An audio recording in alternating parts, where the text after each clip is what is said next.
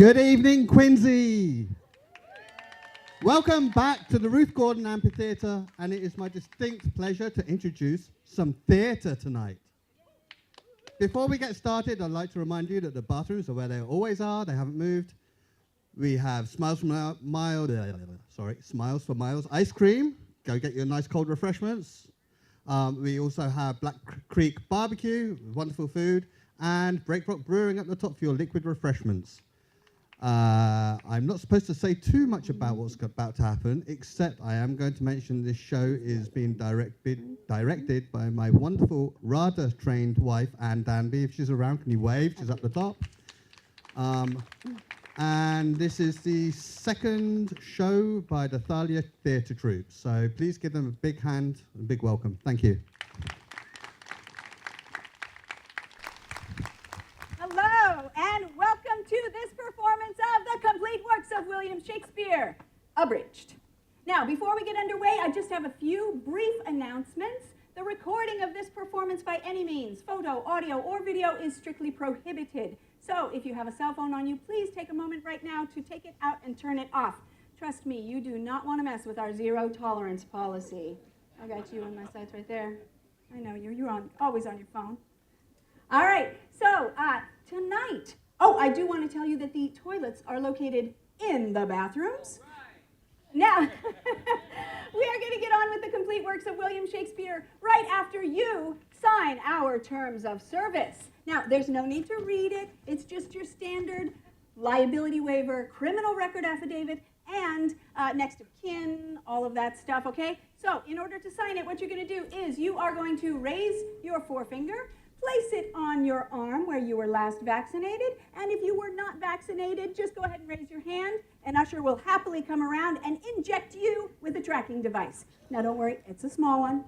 Okay, so allow me to introduce myself. My name is Krista Dunn. Now, when I was in kindergarten, I saved up my pennies, and this is the first thing that I bought. This, for anybody who has never seen one before, is a book. It is ink printed on pages of paper. There's no battery. There's no touch screen. You can't take a selfie with it. It is just a book. But it is one of the most amazing books in the history of books. It is The Complete Works of William Shakespeare. Woo! And in my opinion, it is the best book ever written. Yes, I know what you're going to say. It is violent, yes. It's racist, yes. It's sexist, it's jingoistic, it's patriarchal, it's all of those things, yes. But, on those fronts, it's really no worse than the Bible. And the plots make a lot more sense. And there's a lot more cross-dressing, so it's infinitely better, Okay, so without further ado, first I want to tell you about the Ruth Gordon Amphitheatre where you guys are sitting. Now, who can forget the history of the Ruth Gordon Amphitheatre?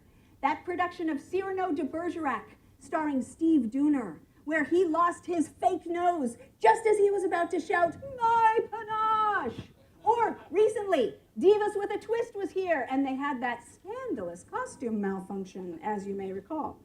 But tonight, I've been told that we have to be out of here in 2 hours because in the late slot is a guy doing a salsa show. He's already backstage, and he is scary, okay? But fear not, although our time is short, the feat that we will attempt is impossible.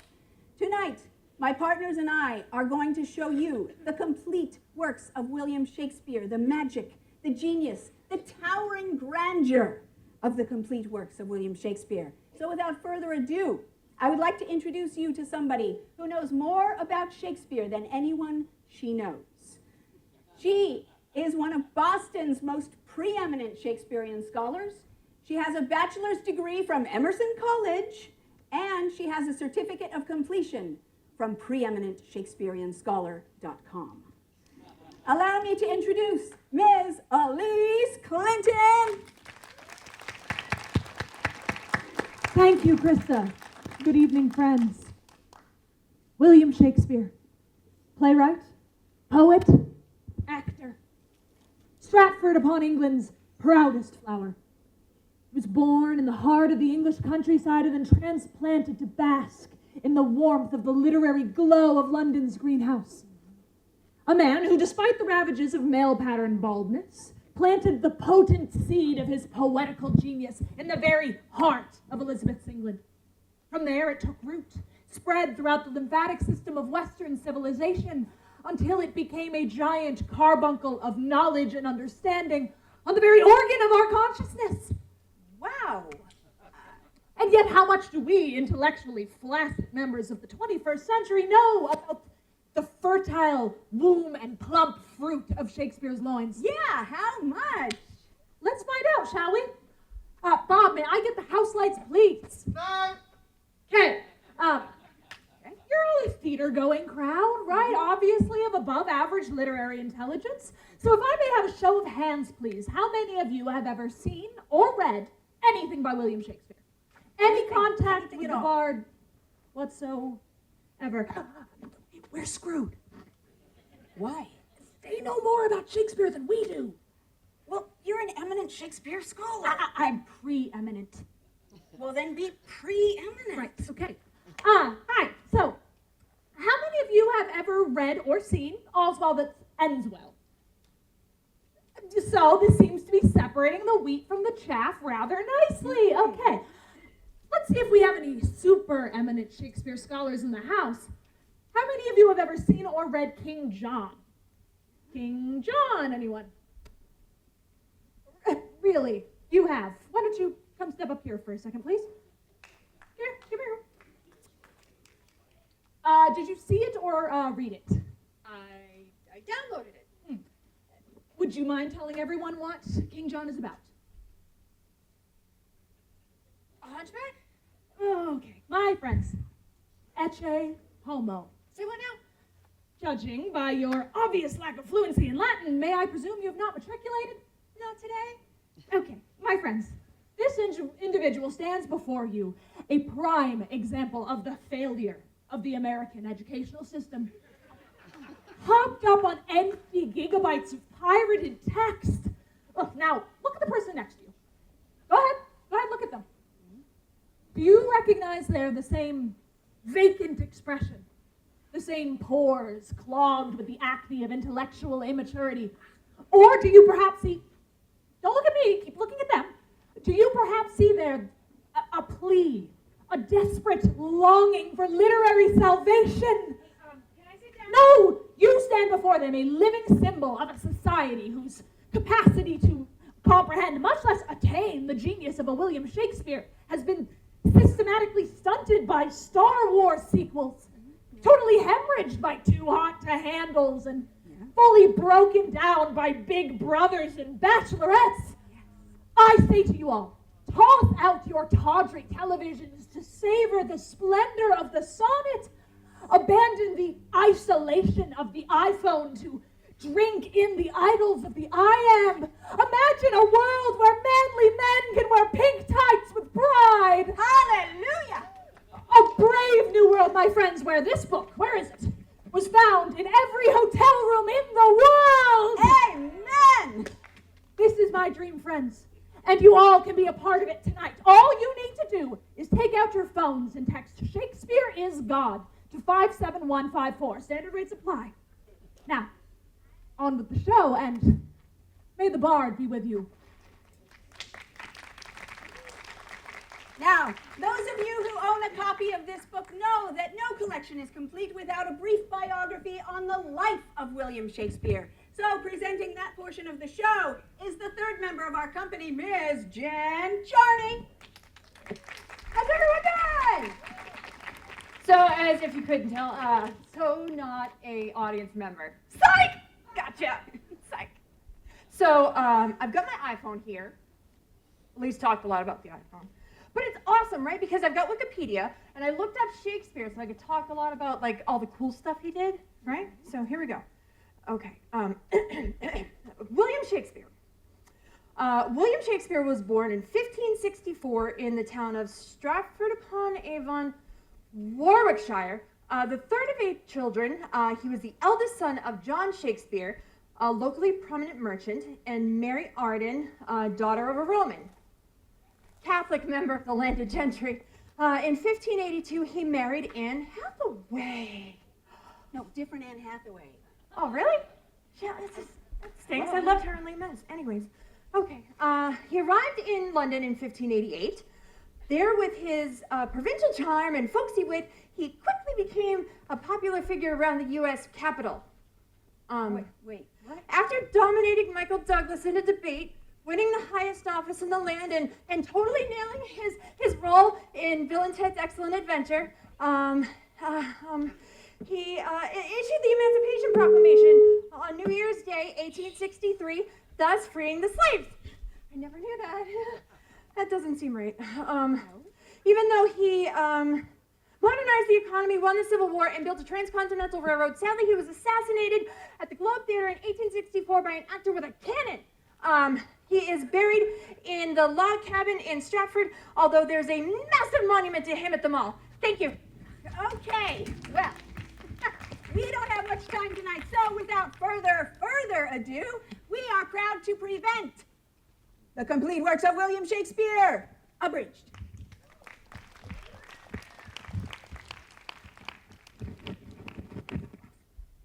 All the world's a stage, and all the men and women merely players.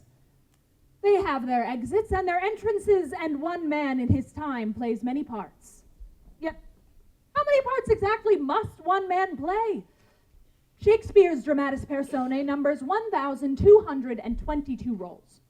That's 36 in Romeo and Juliet alone. Way too many. Lady Capulet, Friar Lawrence, sure. Tybalt, fine. But Mercutio? Unsightly fat on the bard's otherwise muscular body of work. Thus, we will begin our shrinking down of Shakespeare's massive canon tonight with the prime example and trimming the fat from his greatest romantic tragedy down to the bare essentials of the smooth, supple teenage romance, Romeo and Juliet. Prologue!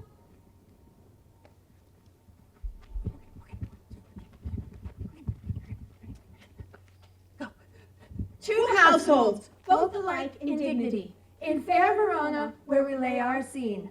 From ancient grudge, break to new mutiny, where civil blood makes civil hands unclean.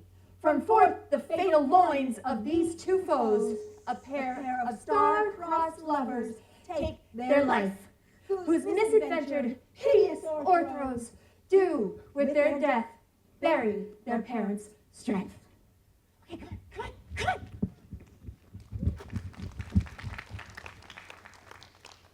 Act 1, Scene 1. Behold, two men in search of imbroglio. The Capulet, Samson, the Montague, Benvolio.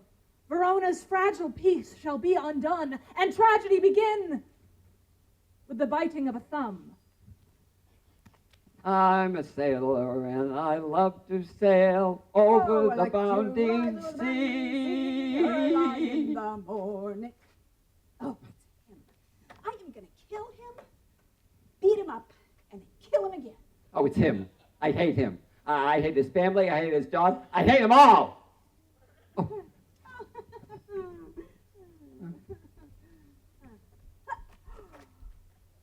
Do you bite your thumb at me, sir? I do bite my thumb, sir. No, do you bite your thumb at me? I do sir? bite my thumb, but not at you, sir. You quarrel, sir? Quarrel, sir? Oh, no, sir. Because if you do, I'm here for you. I serve a better man than you. Oh, no. No better. Oh, yes, better. You lie. Down with the Montagues. Up yours, Capulet. What? Rebellious subjects, enemies to the peace, on pain of torture, throw your mistempered weapons to the ground and hear this message of your moved prince. Benvolio, come you this afternoon. Capulet, you will go along with me to know our farther pleasure in this case. Brown nose. Asshat. Language! Ah, where is Romeo? Saw you him this day? Right glad I am he was not at this fray. Oh, look where he comes. Good morrow, cuz. Is the day so young? But new struck 9. Ay me, sad hours seem long. Oh, what sadness lengthens Romeo's hours. Not having that which having makes them short. Oh, in love? Out. Out of love? Out of her favor where I am in love. Oh. Oh. So sad. Oh. Hey, go you to the feast of the Capulets. There sups the fair Rosaline, whom thou so lovest with all the adored beauties of Verona. Go thither, and look at some that I shall show, and you will think thy swan a crow. None fairer than my love. Hey, there's free beer. Oh, let's go. Now hie we to the house of Capulet, where Romeo shall meet his Juliet, and where in a scene of timeless romance, he'll try to get laid at a Renaissance dance.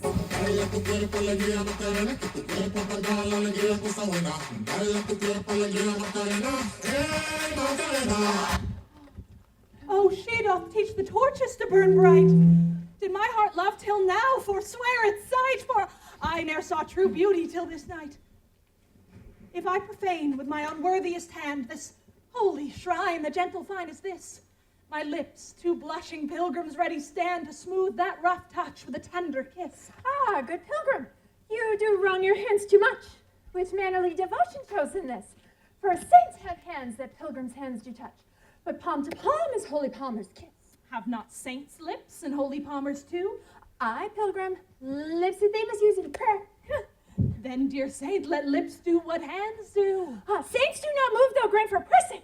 Then move not, while my prayers effect I take. Then from my lips the sin that they have took. O sin from thy lips, O trespass sweetly urged, give me thy sin again. I said no. Jen, I'm supposed to kiss you. No means no. It's in the script. Are you sure? Yeah. Okay, fine. Okay, come in, mother!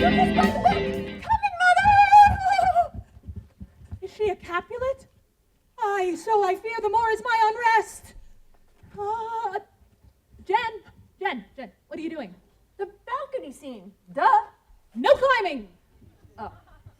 Thank you. Speaker. Okay. But soft, what light through... Okay, maybe a little more. But soft, what light through yonder window breaks? Romeo, oh Romeo, wherefore art thou, Romeo? Deny thy father and refuse thy name, or if thou wilt not, be but sworn my love, and I'll no longer be a Capulet. For what's in a name anyways? That which we call a nose by any other name would still smell. Doff thy name, and for thy name, which is no part of thee, take all myself. I take thee at thy word. Call me but love, and I shall be new baptized. Henceforth I shall never be Romeo. What did you just say? I take thee at thy word. Call me but love, and I shall be new Call you butt love? No. Call me but love. Okay, butt love. Butt love. I like big butts and I cannot lie. Well, okay, fine. What man art thou? Art thou not a Montague and Romeo? Neither, fair maid, if either thee dislike. Oh, Romeo, dost thou love me? I know thou wilt say aye, and I will take thee at thy word. But if thou swearest, thou may prove it false. If thou dost love me, pronounce it faithfully. Lady, by yonder blessed moon, I swear. Do not swear by the moon. What shall I swear by then? Do not swear at all. Although I take joy in thee, I take no joy in this contract tonight. It is too rushed, too sudden, too unadvised, too like the lightning which doth cease to be ere one could say it lightens. Oh, good night and rest. Come to thy heart, which is in my breast. Oh, wilt thou leave me so unsatisfied? What satisfaction canst thou have? Hey, listen, second base is for second date, butt love. Jeez. Good night. Parting is such sweet sorrow. Bye, butt love. Although Romeo did swoon with love by Cupid, he'd been crippled. But Juliet had a loathsome coz, whose loathsome name was Tybalt. Romeo, that love I bear thee Can give no better term than this. Had to turn on my mic. I can't afford thee no better term than this. Thou art a villain. Turn and draw. Tybalt, I do protest. I've never injured thee, but love thee better than thou canst devise. Thou waggish boy. Draw.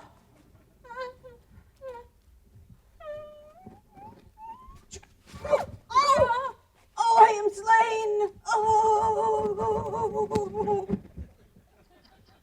Moving right along. From Tybalt's death onwards, the lovers are cursed. Despite the best efforts of friar and nurse, their fate pursues them. They can't seem to duck it. At the end of Act 5, they both kick the bucket. I didn't write it.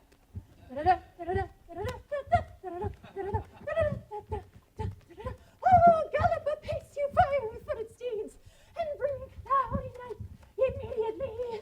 Oh, come, night, come, gentle night, come, Romeo. Oh, Romeo, thou day and night. Oh, come, loving night, come, loving blackbird night. Oh, night, night, night, night, night. Come, come, come, come, come. Listen, I didn't write it, okay? I don't know. And bring me my Romeo.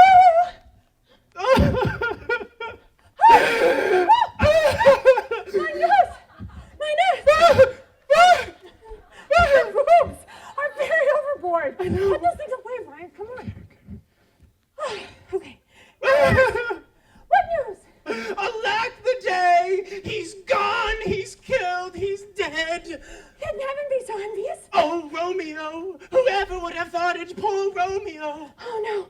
What devil art thou to torment me so? I saw the wound. I saw it with mine own eyes. Here in his manly breast. Oh, hath Romeo slain himself? No, Tybalt is slain and Romeo banished. Romeo that killed Tybalt, he is banished. Did Romeo's hand shed Tybalt's blood? It did. It did. Alas, the day it did. Nurse! Oh, no. Nurse! Take your bolt and get out of here. Come on. Okay. New meds. Oh, my God. Oh! Friar Lawrence. Oh, yes. Tybalt is slain. Romeo is banished. And I could really use some pharmaceutical assistance, if you know what I mean. Take thou this vial. Ooh. And presently when you drink it, a cold and drowsy humor shall run through your veins. Ooh. I do feel a cold and drowsy humor running through my veins. Obi-Wan? Oh, wow. That's such pretty colors. That cloud. That looks like a dog or a dragon. Where's Romeo? Oh, yeah. Butler's waiting for me. Okay. Yeah. Come here, Butler. Yeah. Oh, that's gonna be so good. Butler is waiting for me, and he loves me, and I don't feel so good. Oh, God.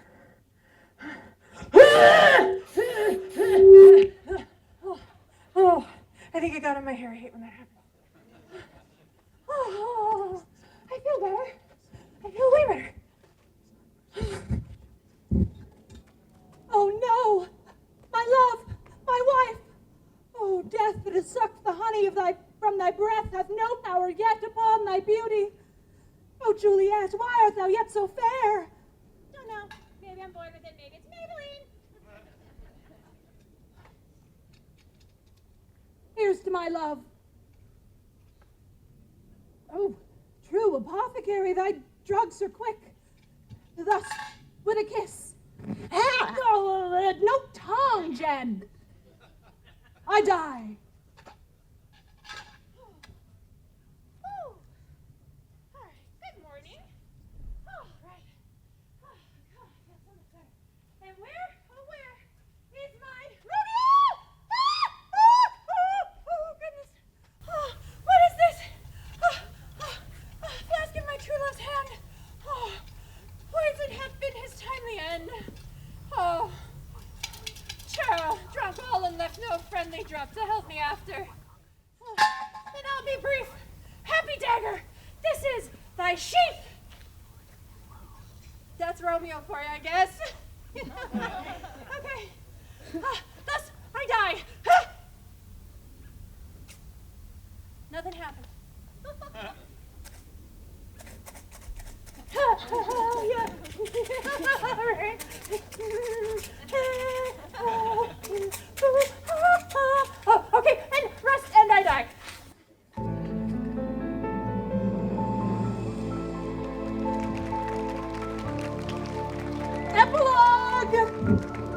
A glooming peace this morning with it brings. The sun for sorrow will not show its head. Go forth and talk of these sad things. Some will be pardoned, some punished. For never there was a story of more woe than this of Juliet and her Romeo.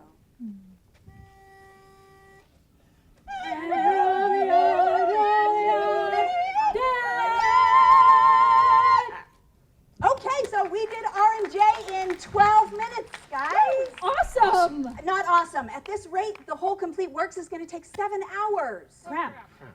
I have an idea. What? Let's just give up. No. We can't give up, Jen. Why not? We just have to do the rest of the shows a little bit faster. Let me Okay. find my cue card. And Krista, if you would please just do this intro. Okay. In approaching Shakespeare's cruder early work, Elise has delved into the bard's jejune carnal impulses, manifested in the context of the agrarian-urban demographic shift in late Renaissance/early modern England. So here's Shakespeare's first tragedy, Titus Andronicus, as a cooking show.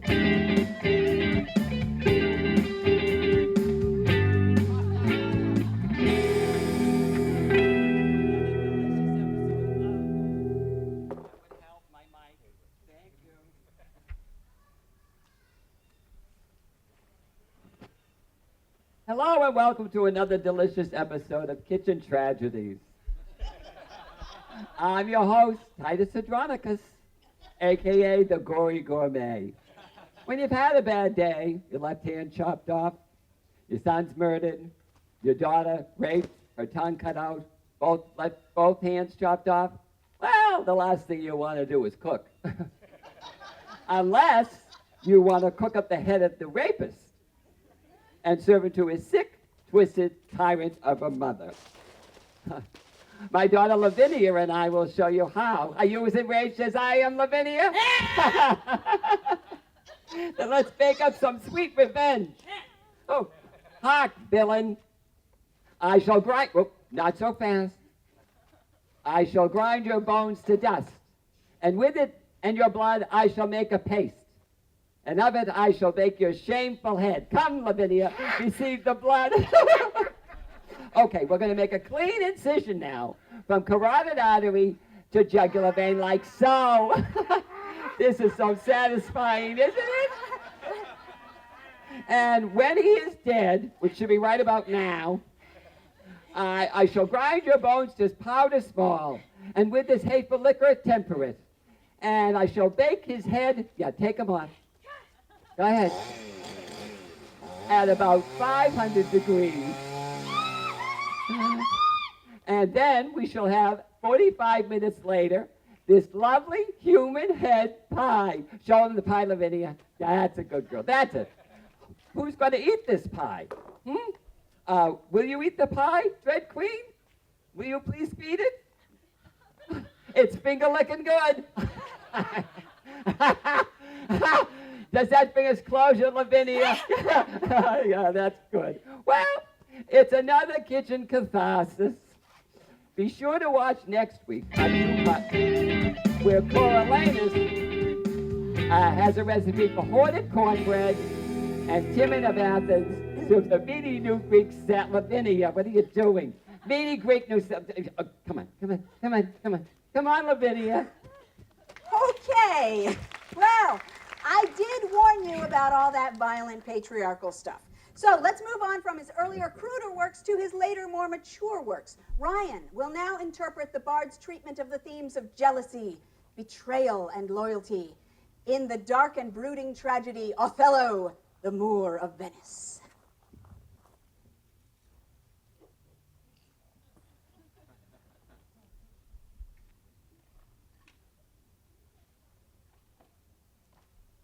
Speak of me as I am. Let nothing extenuate of one who loved not wisely, but too well.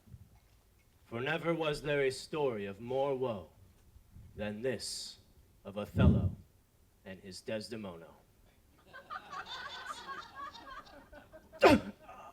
Oh, Desi!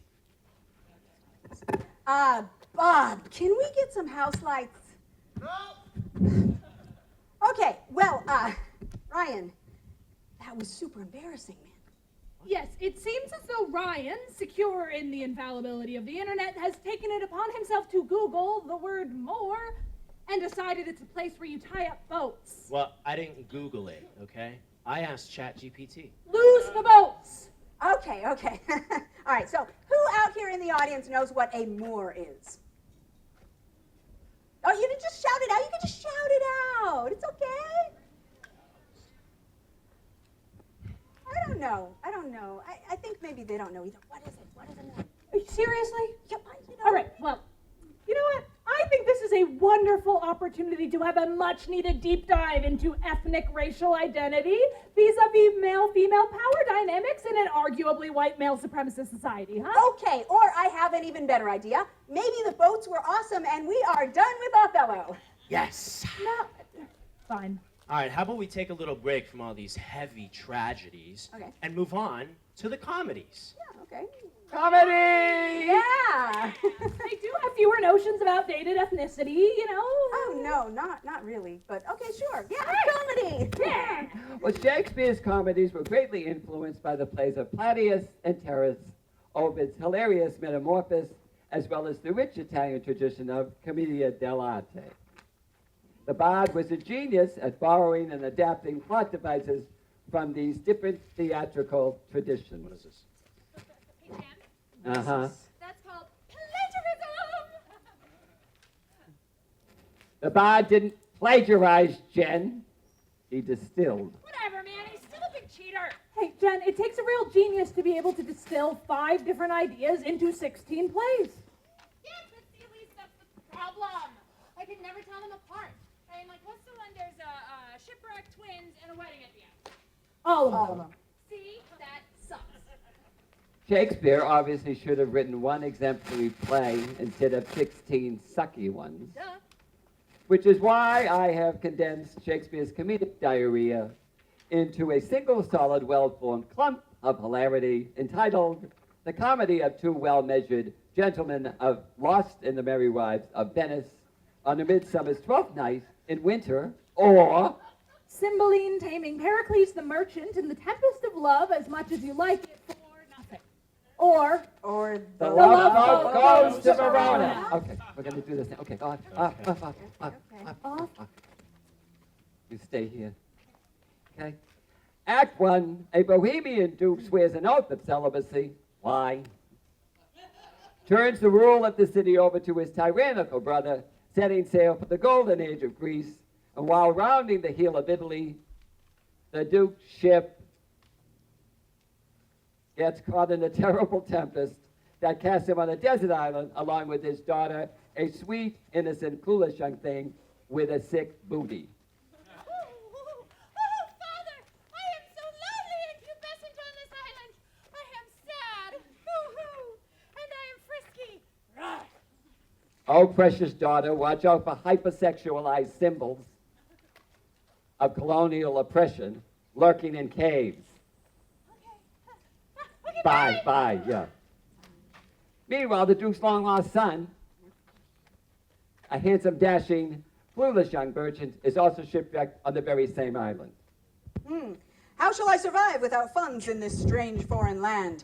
I know, I must needs find a moneylender. Behold, here cometh a convenient Judeo-Italian stereotype now. What's the matter, you, eh? Need a payday loan, Bubby? The Jew tricks the merchant into putting down his brain as collateral on the loan. Such a deal!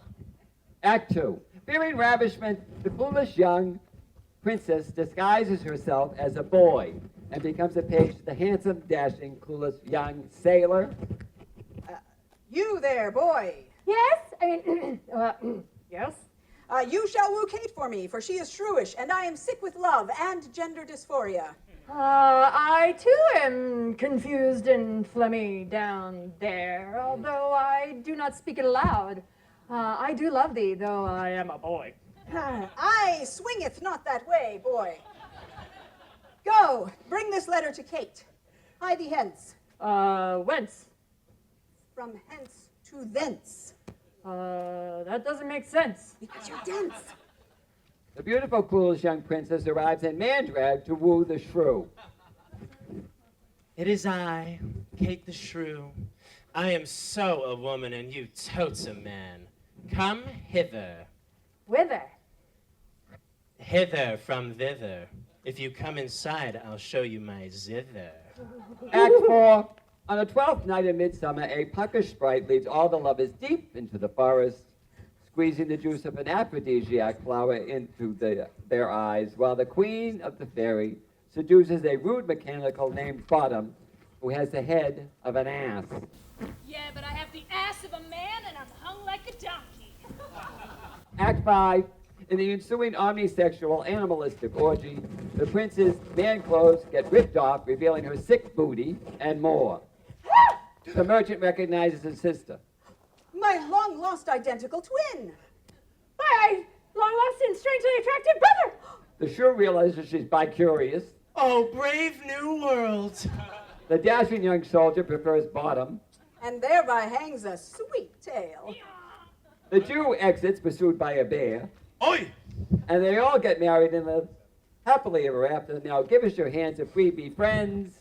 Because all is well that finally ends. Woo! Good job, Jim. Yeah. Okay, All right. All right, so 16 plays in 5 minutes. That was great. But if we are going to get out of here before the salsa show guy starts throwing hot sauce at us, we got to get back to the tragedies, guys. Tragedy! Ironically enough, we figured out that Shakespeare's tragedies are actually way funnier than his comedies. Yes, you know what is really, really funny is the Scottish play. Oh, yeah, Macbeth. You did not say Macbeth. I mean, You said it. okay, but it's bad luck to say it in a theater if you're not performing the show. That's why we call it the Scottish play. Okay, well then, Krista, let me tell you a secret because we're good because we are performing it and there's nothing Scottish about it. No, Jen. It's all in the way it's performed, you see. If it's done correctly, it's played as though you can see the heather rippling on the highlands. You can feel that cool summer breeze wafting up your kilt. Smell the steaming piles of vomit by the pub. Yeah. Good idea. I'll get kilts. I'll drink whiskey. Vomit! All right, so with your kind permission, we are about to present our authentically Scottish production of Macbeth.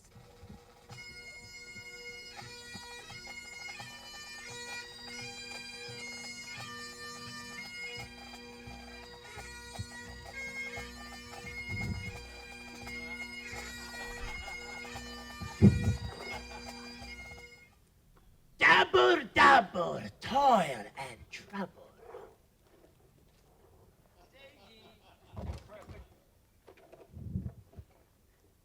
Stay ye in perfect Mac speaker, Mac tell me, Mac more. Macbeth, Macbeth, beware, Macduff, for no man born of woman shall harm Macbeth, till Birnam Wood come to Dunsinane. Don't you know? That's great.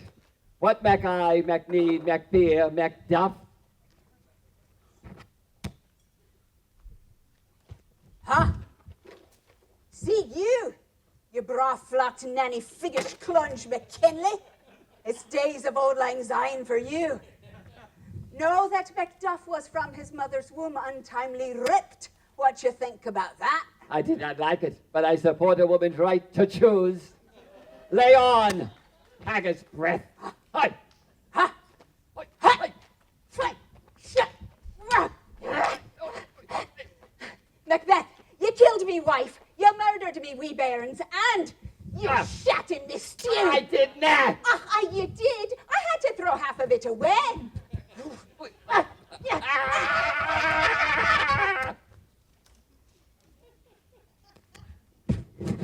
And behold, the usurper's cursed head. Macbeth, your arse is out the windy. And know that never there was a tale of more blood and death than this, O Mr. and Mrs. Macbeth. Oh, thank ye.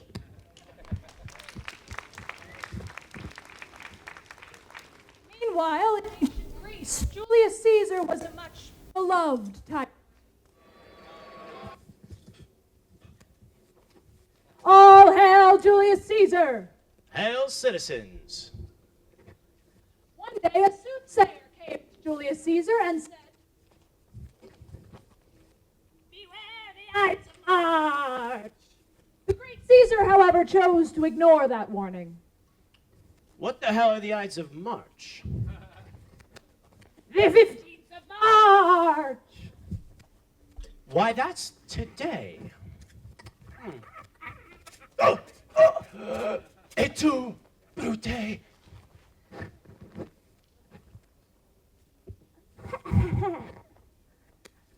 Friends, Romans, countrymen, lend me your ears. I come to bury Caesar. So let's bury him and get on with my ballet. Antony? And Cleopatra, is this an ass spicy? Come, venomous wretch. Ha, ha, ha, ha, ha, ha, I don't feel good. Stop! I got it in my hair Knock it again. off. What? You seem to think that all of Shakespeare's heroines wear really ugly wigs and vomit right before they die. It's an interpretation. Laughing is not an interpretation. What about on Talk Thursday? There's no such thing as throw up Thursday. Sure. Jen, Antony and Cleopatra is not about gastrointestinal distress. It's a transglobal thriller about political maneuvering across the ancient Mediterranean. Hey, Ryan, hold these for a second. Sure, Jen. Awesome, thanks. Transglobal plays. I love transglobal. You know, just like the transglobal leader of wireless communication that offers unlimited data for $50 a month on the T-Mobile Kinsman. No! Oh my god. Yeah.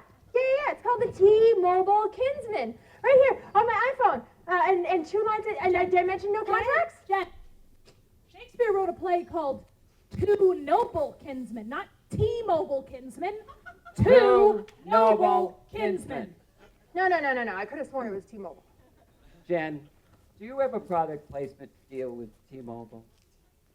No, they pay me a little bit and give me a discount on my monthly plan for talking about them and showing off my iPhone. Truly tremendous device.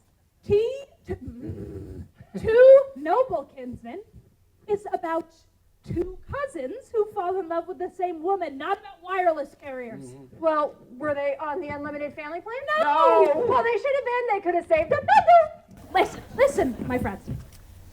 Two Noble Kinsmen is one of Shakespeare's plays, which is neither comedy, history, nor tragedy, and which Shakespeare and Shakespearean scholars refer to as the problem plays. In some circles, maybe the obscure plays, or the lesser plays, or, quite frankly, the bad plays. Although, not all of Shakespeare's bad plays are simply without merit. In fact, one of them, Troilus and Cressida, is hardly crap at all. I actually talk about it in my unpublished monograph about Shakespeare entitled I Love My Willie. Oh, you all would love it. It's great. It's big, it's long, it's uncut, and I've been hammering away at it for years. In fact, if you all wouldn't mind, I think I'd like to whip it out for you. No. My monograph? Oh. It has a whole chapter examining authorship markers in the Troilus Quarto versus the First Folio. It's so cool. Okay. How about, Elise, if you read it and we'll do some sort of interpretive performance art thing. Yeah. I love interpretive performance art. It's so pretentious. Yeah. Now, I was actually thinking that maybe we could have a more straightforward, scholarly approach. Nah, screw that. You read and we'll interpret. Okay. Troilus and Cressida was published in 1604, originally written in 1603, and appeared in the First Folio. The First Folio. And then that version was some 166 lines longer than the second Quarto edition of 1645, which was some 166 lines shorter. What are you doing? Stop it! You're making a mockery of my scholarship! Yeah, Jim. Who's the horse? Yeah, Jim. Yeah, Jim. Okay, so Elise, just spitballing, but is there anything in there about the plot? Plot? Of course I talk about the plot. Right here on page Troilus, youngest son of Priam, king of Troy. All right, cool. Krista, you be Troilus. And Elise, you be the king. Okay. Loves Cressida. Well, get away. She set up a meeting with her uncle Pandarus to arrange for the two of them to meet. And although she feigned indifference, she... Whoa. Hold on, I have to feign indifference. Yes. Meanwhile, Agamemnon, the Greek commander, was setting forth... Agamemnon? Agamemnon? Boring.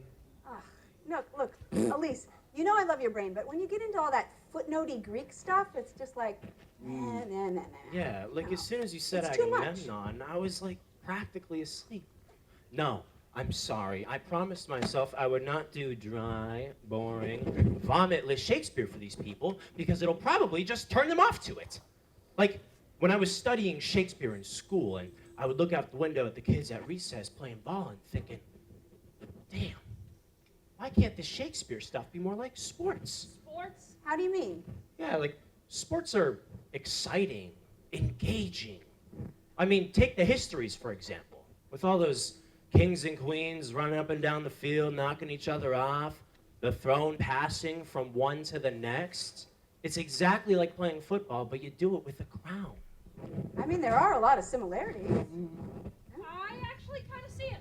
Line him up. Okay, give me the crown. Everybody on stage. Everybody.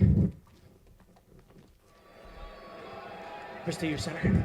Elise, you're my wide receiver. Sure. Jim, perfect. Keep doing nothing. Jen, you're the... Jen, focus up. What? Okay. What do we do? Stand in front of... All right. Where are we It's football, everybody. It's really simple. No idea. All right, everyone ready?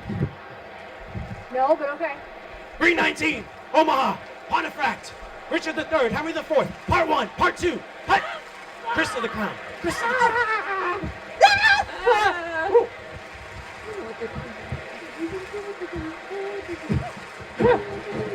Oh, my gross flesh sinks downwards.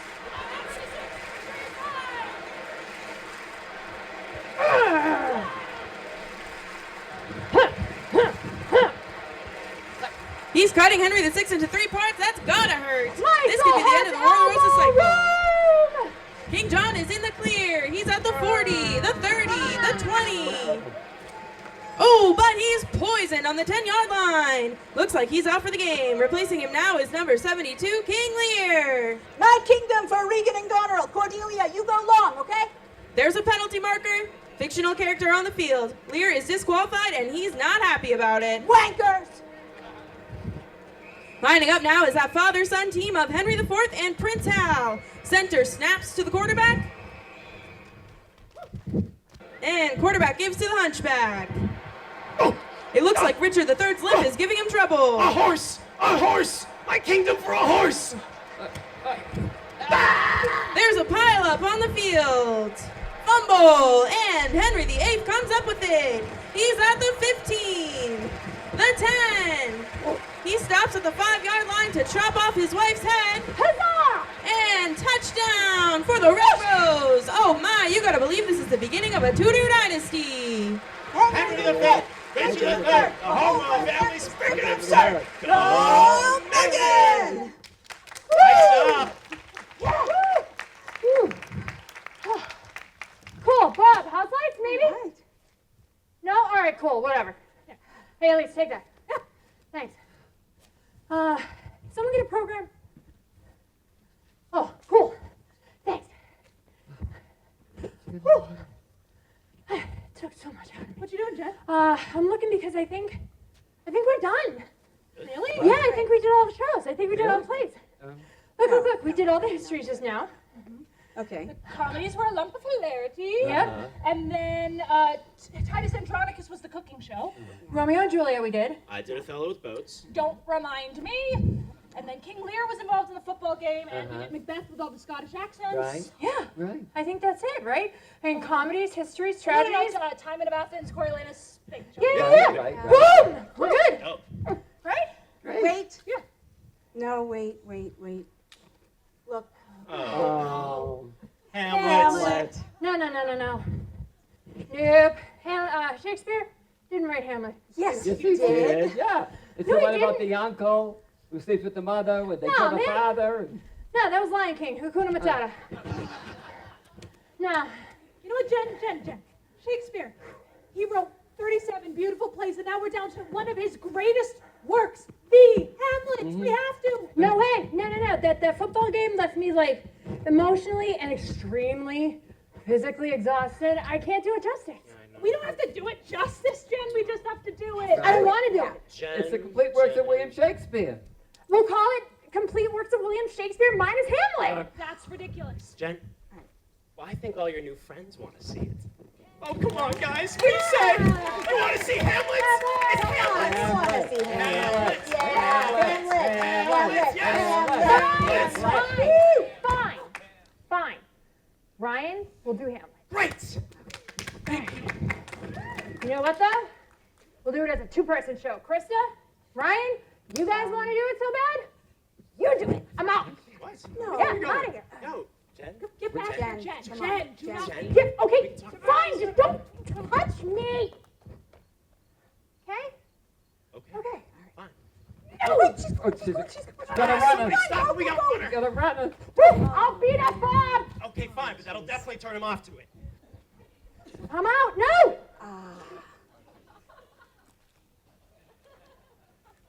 Okay, hi. Okay, don't worry. I mean, Ryan is really much faster than Jan. Okay. Right. Who goes there? Nay, answer me. Stand and unfold yourself. Long live the king. Bernardo?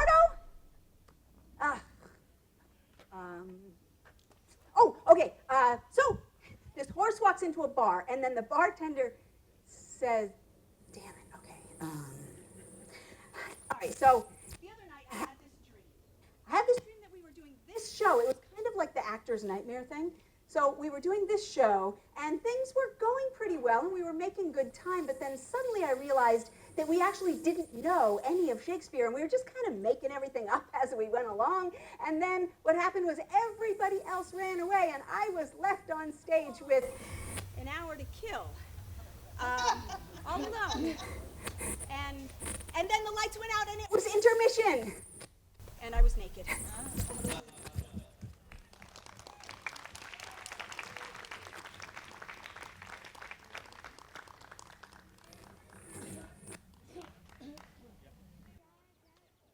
Hey, how you doing? Listen, they have adult beverages. Did you know that? It's awesome. How you doing? They have adult beverages. So, how was intermission? Oh, who didn't turn off their phone? Apparently me. Oh, you know what? It's Ryan. Hang on. Hello? Listen, where are you? You're at the airport? Which airport? Okay, well, do you have Jen with you? Okay, well, what do you want me to do in the meantime while we're waiting? Okay, all right, good. I guess I'll see you when you get here. Okay, wait, don't give Jen any sugar. You know about her blood sugar, all right? Ryan, okay, well, that was Ryan. They are on their way back. They're at the airport. It shouldn't be too long. Ryan reminded me that in the meantime, I should go over with all of you the sonnets. So, William Shakespeare wrote 154 Shakespearean sonnets, which we have condensed into this 3x5 card. So, what I thought we could do is we'll pass it around the audience, and then each of you can enjoy the sonnets for yourself. So here's what I thought we'd do. Okay, so I'm going to start with you guys. Okay, so you can read it, enjoy it, really take your time, chew on it, yeah. All right, and then when you're done, if you could please get up out of your chair, pass it along and pass it along and pass it along, and then if you guys wouldn't mind passing it up there and then up there and then there, and you, if you could like run up to those people and pass along there, and then up there at the top, yes, you. If you could like jump it on over to there, and then we'll go bloop, bloop, bloop, bloop, bloop, bloop, bloop, and and then all the way over there, and then bing bong, bing bong, bing bong, bing, down to here, and then hopefully by then they should be back, okay? Fingers crossed. All right, so without further ado, Shakespeare's sonnets, go ahead.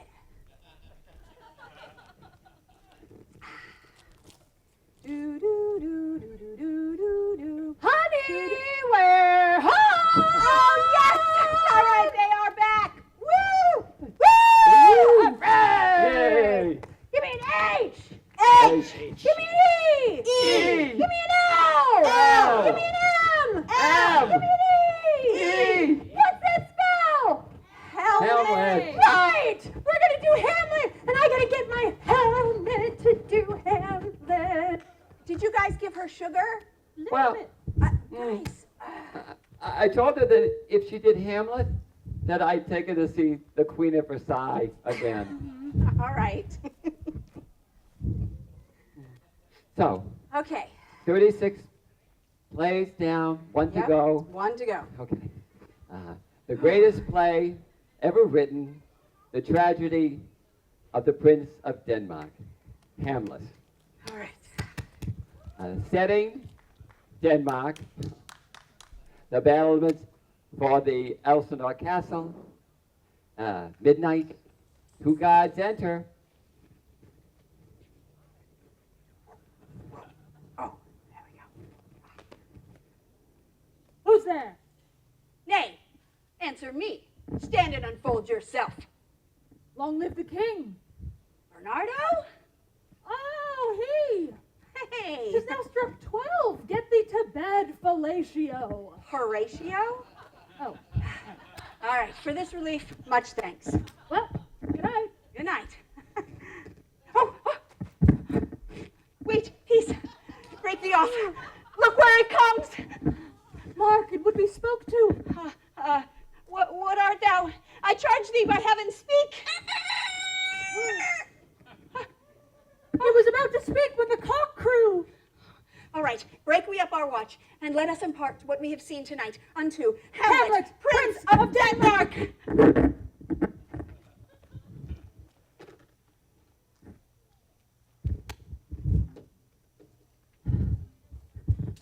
Oh, that this too solid flesh would melt, thaw, and resolve itself into a dew.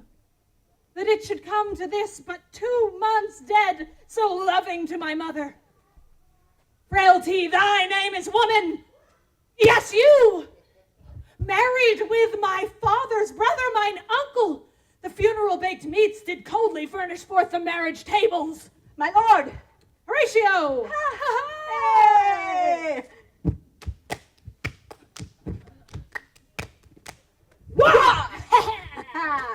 Methinks I saw my father. Oh, Where? in my mind's eye, Horatio. My lord, I think I saw him yesternight. Saw who? The king, your father. The king, my father, but where was this? Upon the platform where we watched. Oh, 'tis strange. I will watch tonight, perchance 'twill walk again. All is not well. Would the night were come. The moon. The air is cold, it bites shrewdly. Oh, look, my lord, it comes. Mark me. Oh, angels and ministers of grace defend us. Something is rotten in the state of Denmark. So art thou to revenge when thou shalt hear, if ever thou didst, father love, revenge his foul and most unnatural murder. Murder? Further, The serpent that did sting thy father's life now wears the crown. My uncle. your uncle? Let not the royal bed of Denmark become a couch of incest. Incest? A couch? Oh, Adieu, Hamlet, remember me. oh, goodness. My lord, this is strange. Oh, there are more things in heaven and earth, Horatio, than are dreamt of in your philosophy, so piss off. I shall hereafter think meet.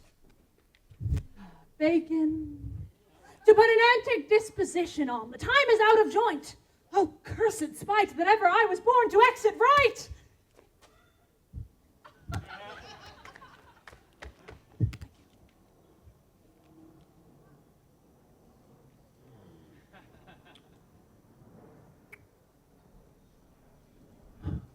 Neither a borrower nor a lender be.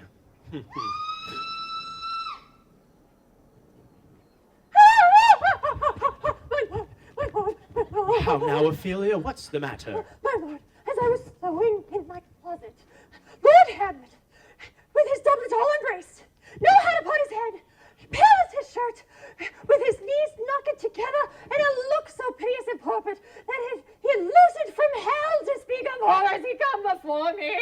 Well, mad, mad for thy love. I know not. Why, this is the very ecstasy of love. I have found the cause of Hamlet's lunacy. Since brevity is the soul of wit, I will be brief. He is mad. Look you where the poor wretch comes reading. Away, I do beseech you. How does my good lord, Hamlet? Very well, God of mercy. Oh, do you know me, my lord?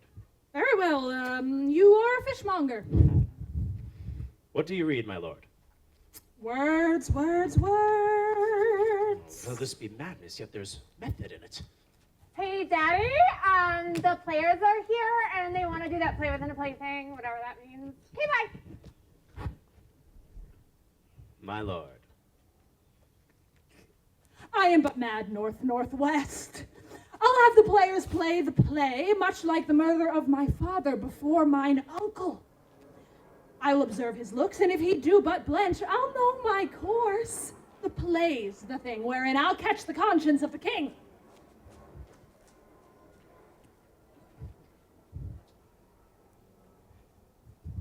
Oh, that's the wrong one.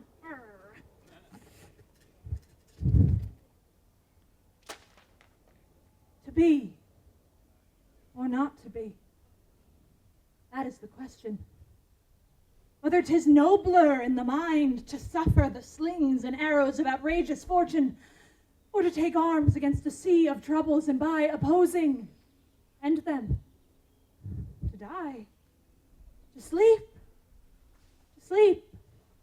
perchance to nap, to nap.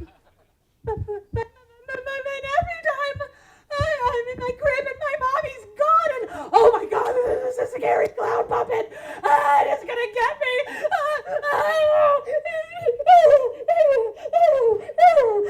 Hey, Bob, look at the house light. Elise. Cool. Elise, get a grip. Thanks, You're Bob. okay. You're fine. Elise, what happened to your speech? I don't know. I was getting really, really into it, just like deep in the method, like seeing Hamlet's fear in the face of oblivion. And then suddenly, it wasn't the fear, it was the scary clown staring at me, and it was laughing at me just like they all laugh at me and like they laugh at Teresa. Teresa? Is that her girlfriend or something? No idea. No clue. You two don't know who Teresa is? Nope. No. Haven't you guys watched The Golden Bachelor? No. So Jerry, the Golden Bachelor, he was trying to find who's going to give the rose to, blah, blah, blah, blah, blah. And Teresa is who he set his sights on. Now, Jerry has told this whole yarn to Teresa about how he's such a good guy, but really he's been sneaking around behind her back, shacking up with all these other women. And poor Teresa, she has this heart of gold. But everyone's just laughing at her, just like they're laughing at me, and you don't even care. Wait, hold on. You watched The Golden Bachelor?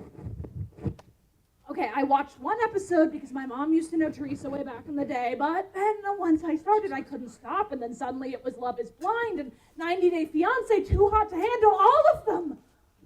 So, wait a minute. All that stuff you were spouting about killing our televisions and following the bard, that was all BS? Not exactly. You're not really a preeminent Shakespearean scholar, are you? Are you? I'm not even preeminent, But post-eminent, you, whatever. You took that course, didn't you? I'd never finished it. Well, I saw your certificate. I made it on Canva. I don't even know who you are.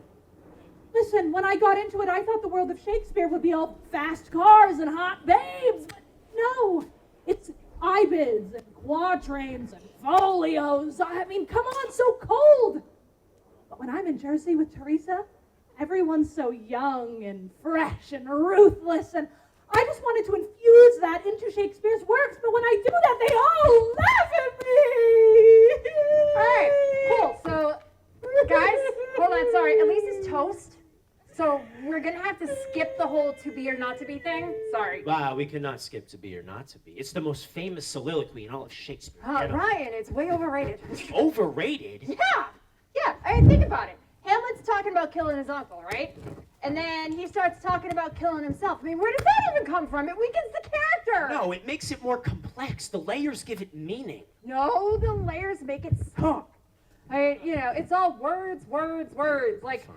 that one speech that, it goes, I have, wherefore, though I have of late, wherefore I know not, lost all my mirth and foregone custom and exercise.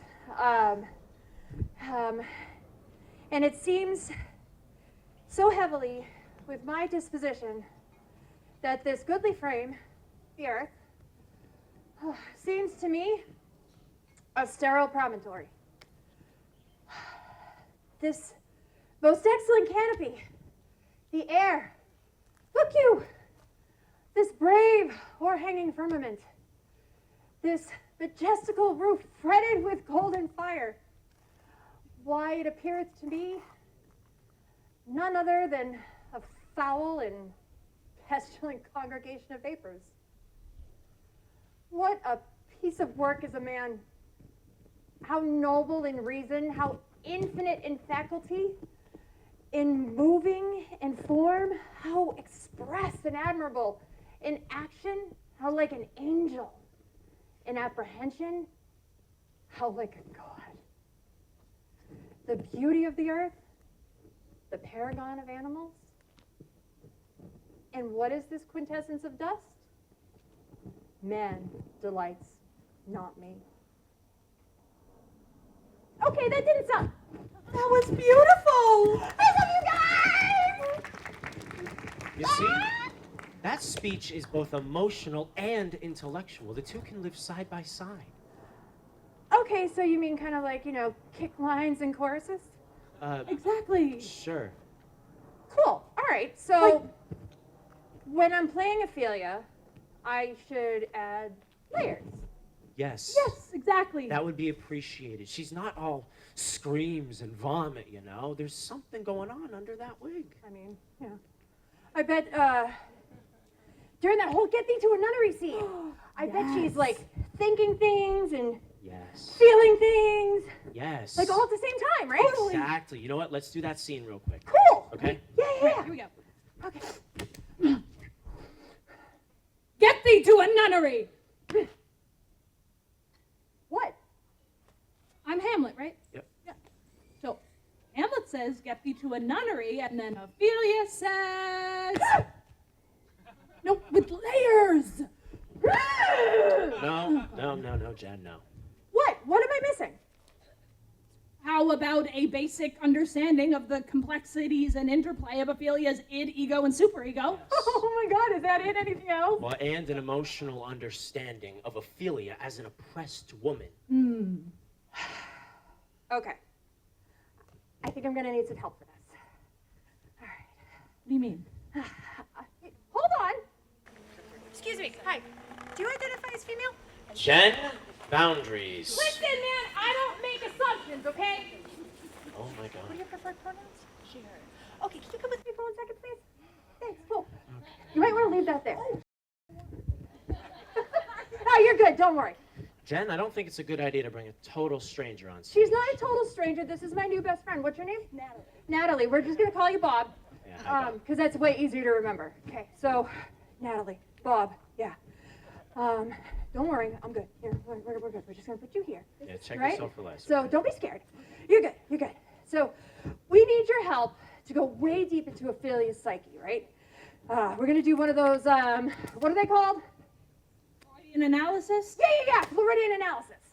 Okay. So, in this scene, Hamlet is really being controlled by some sublimated childhood neuroses, right? He's displacing his repressed Oedipal urges and putting them onto Ophelia with anger-filled, sexualized aggression. Hamlet's being a prick.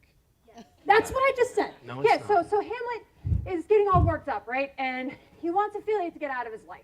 So he says, "Get thee to a nunnery," right? And then in response, Ophelia screams. Yeah, so I'm Hamlet. I'm gonna say, get thee to a nunnery, and then you're gonna scream, okay? Get thee to a nunnery! Oh my God, Ryan, Elise, check that out. Yeah, give it up for Bob. That was good, right? That was awesome. It was okay. Yeah, it was all right, but it could use some layers, okay? Ryan, Yeah. Ryan, Look, there's no point in humoring her. Let's just be honest with her, dude, okay? give her a break. Bob's not an actress. Yeah, And frankly, it shows. But I mean, no, you were awesome. You showed a lot of heart, a lot of courage, a lot of what Shakespeare would call chutzpah. Yeah. So, you know what I think we're going to need? Some help from the audience to make a real supportive environment for Bob here. We could break them up to represent Ophelia's id, ego, and superego. Yeah. Yeah. Okay. So, Sure, I'll get an ego. Ooh, an ego. All right. Who's gonna be the ego? Who's it gonna be? Who's it gonna be? hey, listen, I'm the musical one here, okay? I'm sorry. Want to do a Caroline while we wait? Yes. I just chose you Yeah. for glasses. You just Oh, do we have an ego? Oh, Right. we got an ego. Awesome. Cool. All right. So, ego here. This is a point in the play where Ophelia, huh? Ophelia's ego. Ooh, Ophigo. Anyway, Ophelia's ego is feeling pretty attacked, right? It's in flight mode. It's an ego on the run. Right, so let's symbolize this by, wait, name and pronouns. Awesome. I'm gonna call you Bob, is that okay? All right, cool. So Bob, let's symbolize this by actually having you run back and forth across the stage in front of Ophelia, okay? Would you give that a shot for me, like right now? Yeah. Yes. Oh, And back, Yes, back, and then come back. great. Awesome. Perfect. Natural. Perfect. Beautiful. Wow, an actual egomaniac. Hey, Ryan, Bob is not an ego. Bob, he's not a maniac. Bob is a free spirit. All right, Bob, I'm gonna have you stand right here. All right, so here we go. So you guys right here in like the first, couple of rows here. I want you guys to be Ophelia's id. That's like the watery depths of her soul, right? Sure. Sure All right, enough. cool. So she's being tossed and turned by her motions and the currents and tides, and so I want you guys to put your hands up, like first, 2 rows right here. All right, and you guys too. Come on, yeah. Yes. Back and forth. We're gonna go maybe, maybe not, Yeah. maybe, maybe. Come on, louder. Maybe, maybe not. Awesome.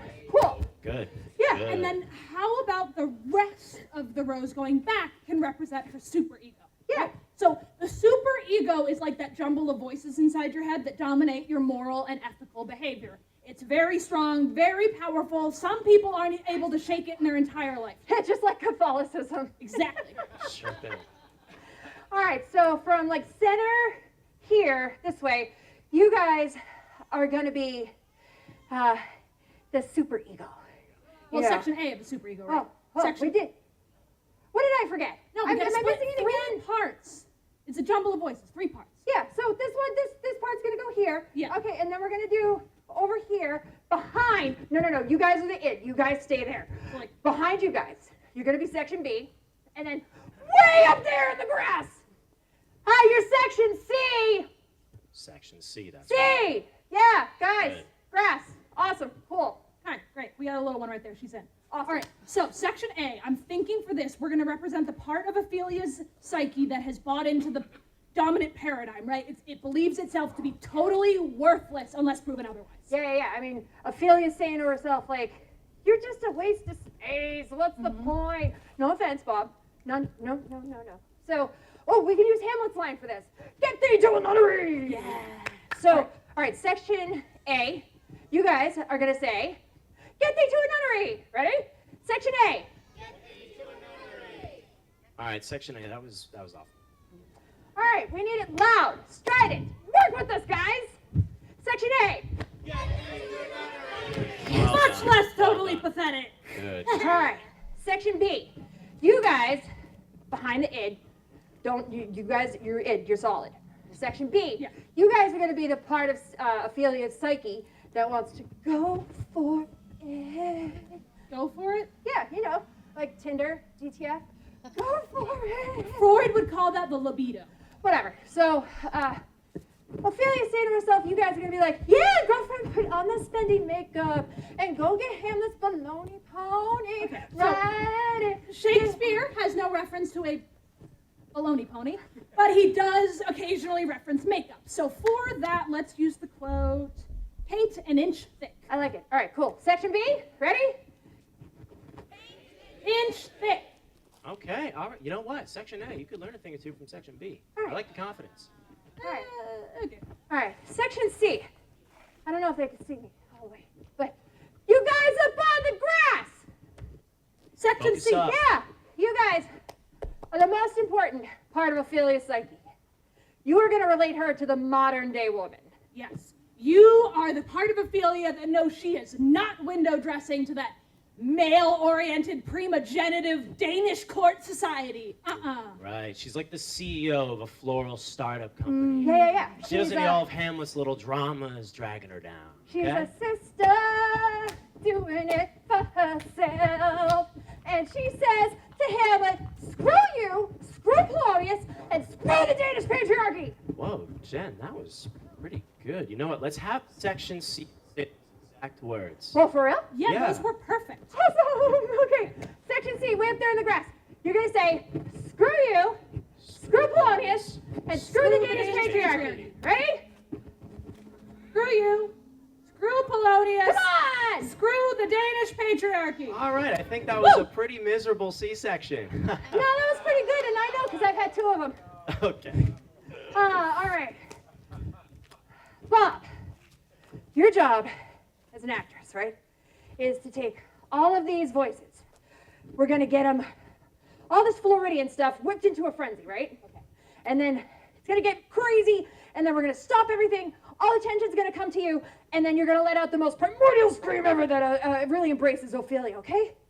She can't wait. All right. It's gonna be great. Everybody, take a deep breath in. Let it out.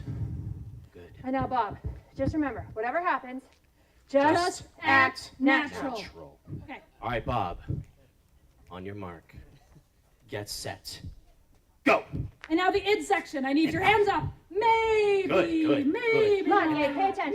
Maybe. Maybe. All right, Two, section two. A. Maybe. Come on, section A. Yes. Yes, Go. section B. Yes. Maybe not. Section B, paint an inch thick. Good. Section One C, more. way up in the grass. Screw Final you, screw sprint. Polonius, screw the Danish. A, B, Maybe. C, Maybe. A, Maybe. B, A. Maybe not. Stop! Yes! Oh my gosh! that Let's was hear it beautiful. for Bob. Thank you, Bob. And Bob. Bob. Back to your seats, Oh, Bob thank you. and Bob. That was Bob, wonderful. house lights, please. Thanks, Bob. All right, no Okay. need for house lights. Wow. Bob, I felt the layers there. Damn. Oh my gosh. Man, we really shared something there, didn't we? Bonded forever. Gosh. Well, I digress. Back to Hamlet, Act 3, Scene 2. The pivotal play within a play scene in which Hamlet discovers his uncle murdered his father. You know, actors, they take forever to get into costume. Give me a sec. Okay. All right. All right. Now, players, speak the speech, I pray you, as I pronounce it to you trippingly on the tongue. Suit the word to the action to the word, and above all, hold as 'twere the mirror up to nature. Oh, will my lord hear the play? Aye, and the king too, presently.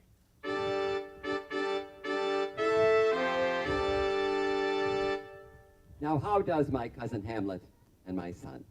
A little more than kin, a little less than kind. Well, these words mean nothing to me. Have a seat, my lord. Oh, very well. Any seat you'd like.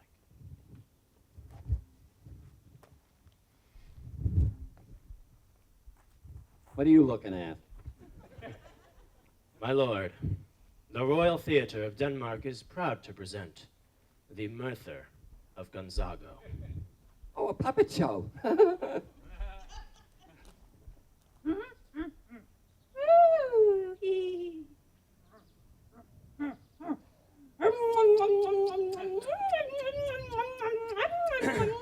Intermission. How likes my lord the play? Methinks the lady doth protest too much. My My lord, are we forgetting a certain women's movement? Oh, you who, too, whatever, me too, boo-hoo, whatever. My lord, Act 2. Gesundheit. Dun, dun, dun. Oh.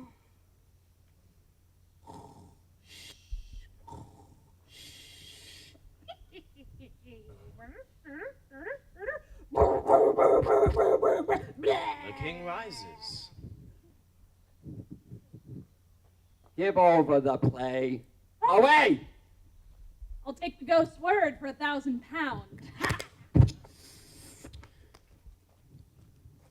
The queen would like to speak with you in her closet. Oh, then will I go to my mother, who is in the closet? Behind the arras, I'll convey myself to hear the process.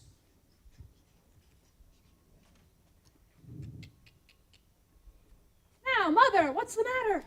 Thou hast thy father much offended. No, mother, you have my father much offended. What wilt thou do? Thou wilt not murder me? Help! Help! Help! How now, a rat? Oh! Dead. Dead for a ducat. Now, Hamlet, where's Polonius? Oh, at supper. Supper? Where? Not where he eats, but where he is eaten. Oh, no, it's Laertes, Oh, gosh. brother, Brother to Ophelia. son of Polonius, Mhm. and a snappy dresser. Why, thanks. Oh, thou villainous king. I do not know where my mic is, but thou villainous king, I'll be revenged for Polonius's murder. Oh, what is that noise? Sweet Ophelia.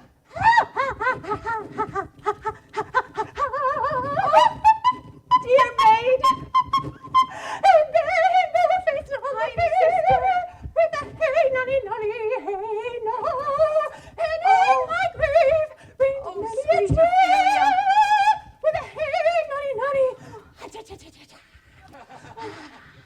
I am mad.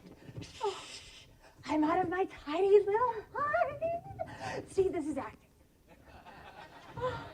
Here's Will for you, and Rosemary for resemblance. And I would have given you violets, but they withered when my father died, you creep. I don't feel good. Oh, man. Oh, oh.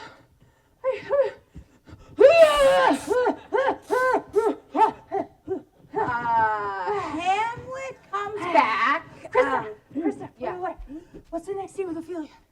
There are no more scenes with Ophelia. No, but I got layers now. I can do this. Well, that's all that Shakespeare wrote. Hamlet comes back. Okay, then what happens to her? She drowns. Oh.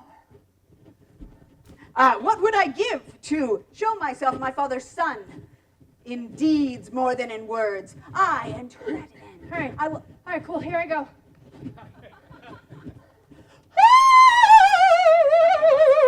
I'm melting.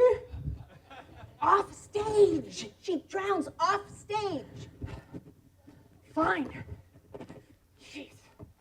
Aye, and to that end, Right, I'll let's go. anoint my sword with an unction so mortal that no cataplasm that comes within its sight can. Yeah, I know. I really don't know what that means either. Cataplasm? I mean, come on.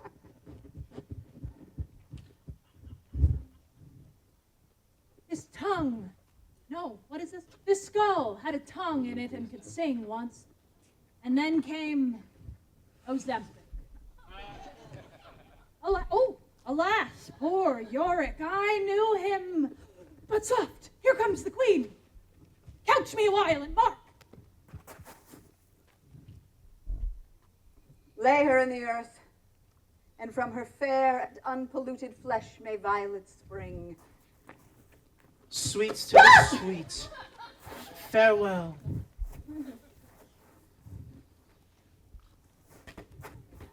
Hold off the earth a while till I have caught her in mine arms. Whose grief is it that bears such an emphasis? It is I, Hamlet, the Great Dane. Rah! Give me her! Gentlemen, Hamlet, Laertes! Now, villain, Oh, I will fight with you until my eyelids wag. The cat will mew, the dog will have his day. Give us the foils. come. One for me. Now be careful, these are sharp. Come, sir. Come, my lord.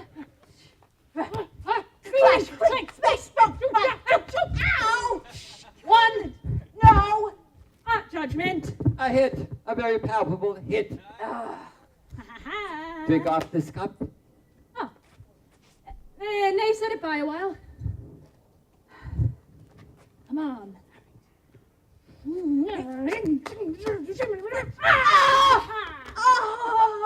Oh! Oh! Another hit, what say you? A touch, I confess.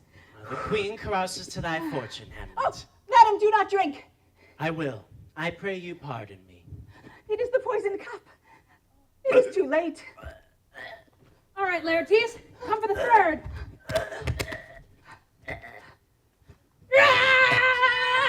Oh! Yow! Oh! Oh! How is the queen, my mother? The drink! She swoons to see them bleed. Drink! I am poisoned! Oh, villainy, treachery, seek it out! It is here, Hamlet. Here I lie, never to rise again. The king's to blame. Ugh. What's the point? Envenomed too? Then venom to thy work. Here, thou incestuous, murderous, damned Dane, follow my mother. Hamlet, I am justly slain by my own treachery. Heaven make thee free of it. I follow thee. You that look pale and tremble at this chance, that are but mutes and audience to this act. If ever thou didst hold me in thy heart, absent thee from felicity a while, and in this hateful world draw thy breath in pain to tell my story, the rest is silence. You are welcome. That's 37 plays in 97 minutes. Yes! 95 minutes. We actually finished early. Let's do Hamlet again. Wait, in 2 minutes? Sure, we'll just cut all the layers. Right. Okay, my friends, you shall have an encore. encore. Woo! All right, my friends. Now, we are endeavoring here to try and have the fastest performance of Hamlet ever. The previous one was 53 seconds, I do believe. There was this other troupe that claimed they could do it in 51 seconds, but I say it was rigged. So, let's Okay, go! the salsa show guy says that he's going to time us, so place it. All right. And go! Oh, that this too solid flesh would melt! Oh, my lord, I think I saw your father yesternight. Would the night were come? Revenge my murder. Oh, there's something is rotten in the state of Denmark. My lord, this is strange. Oh, there are more things in heaven and earth, so piss off! To be or not to be! Get thee to a nunnery! Oh, it's not... Speak the speech, I pray you, as I pronounce it to you, trippingly on the tongue. Give over the play. I'll take the ghost's word for £1,000. What wilt thou do? Thou wilt not murder me? Help! Help, help! Dead for a ducat, dead. Now, Hamlet, where's Polonius? At supper, Where? dead. Oh, sweet Ophelia! Alas, poor Yorick, but soft, here comes the queen. Lay her in the earth. Sweets to the sweets. Hold off the earth a while. It is I, Omelets, the cheese Danish. The devil take thy soul. Oh, give us the foils. One for me. Ah! Oh, I am slain. Oh, I am poisoned! I follow thee, the rest is silence. Did we do it? You won't believe it, 47 seconds! Well, how much time do we A have new world's left? record. We got 30 seconds left. Very well, my friends, then we shall do it Faster! faster! I'm poisoned! Devil take thy soul. Well, you have been such a fantastic audience that we are going to do it backwards. Silence is rest the follow I.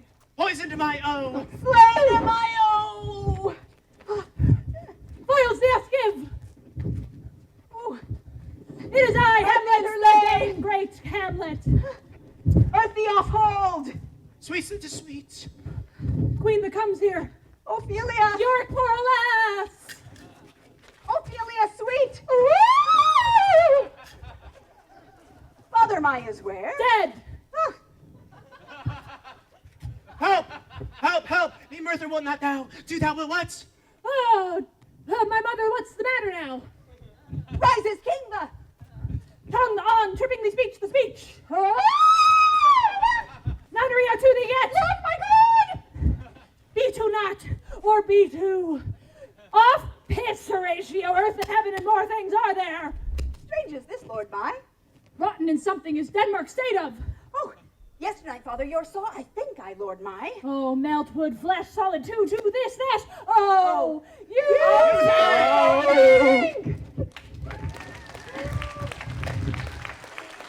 Woo! That really is it. Thank you all. Truly we're done. Thank you. You've been wonderful. Thank you.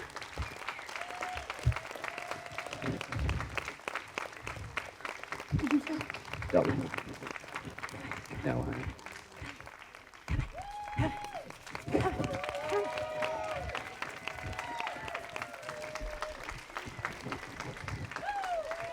So, guys,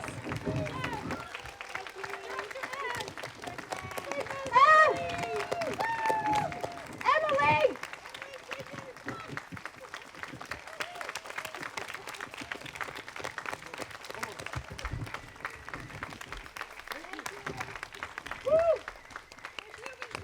Tell your friends they'll be here tomorrow night and Sunday.